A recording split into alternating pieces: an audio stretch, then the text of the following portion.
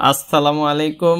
আসলে আগামীকালকে ফোকলোর তত্ত্ব ও লোকসাহিত্য এই বিষয়টার পরীক্ষা। আমরা কিন্তু একটা চিন্তার ভিতরে আছি, লোকসাহিত্য সহজও হয় আবার কঠিনও হয়। সাদ ভাই এমনভাবে কোয়েশ্চেন করে যে আসলে গ বিভাগের প্রশ্নের অ্যান্সার করা কিন্তু অনেক কঠিন।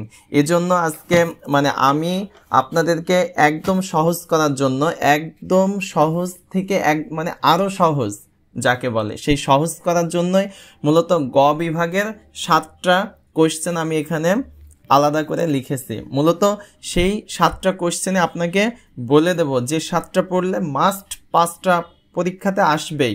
পরীক্ষাতে 8টা প্রশ্ন থাকে, 5টা আসবেই। যে 7টা পড়ে গেলে মোটামুটি আপনি সুন্দরভাবে পরীক্ষা দিয়ে আসতে পারবেন। আচ্ছা, তার আগে একটু কথা বলি। সে বিষয়টা হলো আগামীকালকে পরীক্ষা। যাদের প্রিপারেশন একদম নেই তারা মূলত গ বিভাগের জন্য এই 7টাই পড়বেন। আর এই 7টা কোয়েশ্চেন আমি অ্যানালাইসিস করছি কোথায় থেকে সেই বিষয়টাও আপনাকে দেখাই। যে লাস্ট কথা, এই লাস্ট সময়ে যে প্রস্তুতি আমি নিয়েছি বা আমি গবেষণা করে পাইছি সেটা হলো দিগদর্শন। এখান থেকে অনেক কোয়েশ্চেন ছিল, আমি দেখেছি, পড়েছি, বা এখান থেকেই মূলত সংগ্রহ করে আমি এখানে লিখেছি। তারপরে আরেকটা আছে আমার কাছে ব্যতিক্রম। এই ব্যতিক্রমের কোশ্চেনগুলো অনেক ইম্পর্টেন্ট। আমি মূলত ব্যতিক্রমটাতে একটু বেশি পড়ি, বইটার অবস্থা একদম খারাপ হয়ে গেছে। তারপরে আমার কাছে আছে হলো সাজেশন, কি লেকচার। এই লেকচারের যে সুন্দরভাবে এরা এখানে দেখাই দিচ্ছে, ঠিক আছে। এই দেখেন ক বিভাগ, গ বিভাগ। আমি কিন্তু সময় পাইলে আপনাদেরকে ক বিভাগগুলোও বলে দেব। 20টা থেকে 30টা ক বিভাগ দেব, অতি সংক্ষিপ্ত প্রশ্ন যেগুলো পড়লে মাস্ট আপনিও কমন পেতে পারবেন।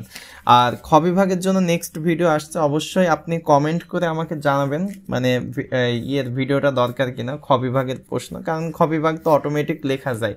আচ্ছা, এবার মূল কথায় আসি। যে 7টা কোয়েশ্চেন আমি এক জায়গায় করেছি সেই 7টা প্রশ্ন আপনাদেরকে বলে দেব। ফোকলোর তত্ত্ব বাংলা লোকসাহিত্য, অর্থাৎ গ বিভাগের 1, 2, 3, 4, 5, 6, 7। মূলত সর্বপ্রথম 1 নম্বরে যে কোশ্চেনটা রেখেছি, লোকসাহিত্য বলতে কি বোঝো, লোকসাহিত্য সম্পাদনা পদ্ধতি আলোচনা করো। 2 নাম্বার, লোকসাহিত্য লোককাহিনীর শ্রেণীবিন্যাস সম্পর্কিত টাইপ সূচি সম্পর্কে আলোচনা করো। এই টাইপ সূচি প্রশ্নটা কিন্তু মাস্ট আসবে, আপনি এটা অবশ্যই পড়ে যাবেন, এখানে একটা বাদ দেবেন না, কিন্তু এইটা প্রশ্নটা আসবেই। আরেকটা আছে মহুয়া পালা থেকে গীতিকা হিসেবে মহুয়া পালার সার্থকতা, মাস্ট আসবে, এটা আপনি দেখে যাবেন। 2 নম্বর, মহুয়া পালা নাট্যগুণ বিচার। আপনি যদি মহুয়া পালা থেকে এই 2টা পড়ে যান, মহুয়া পালা থেকে পৃথিবীর যে কোশ্চেন করুক না কেন মাস্ট আপনি পরীক্ষাতে পারবেন। আচ্ছা, 3 নাম্বার গেল। 4 নাম্বার, মহুয়া পালার নাট্যগুণ বিচার করো। 5 নাম্বার, ঠাকুমার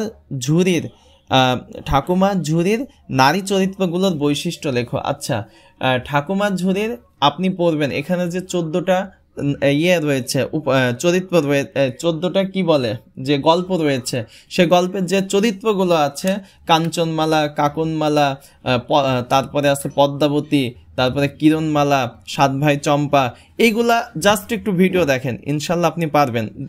তারপরে 6 নম্বরে লোকছড়া হিসেবে রবীন্দ্রনাথ ঠাকুরের বক্তব্য আলোচনা করো।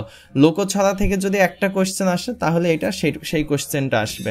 বচনের সংজ্ঞা শর্তপূর্বক ডাক ও খনার বচনের পার্থক্য লেখো।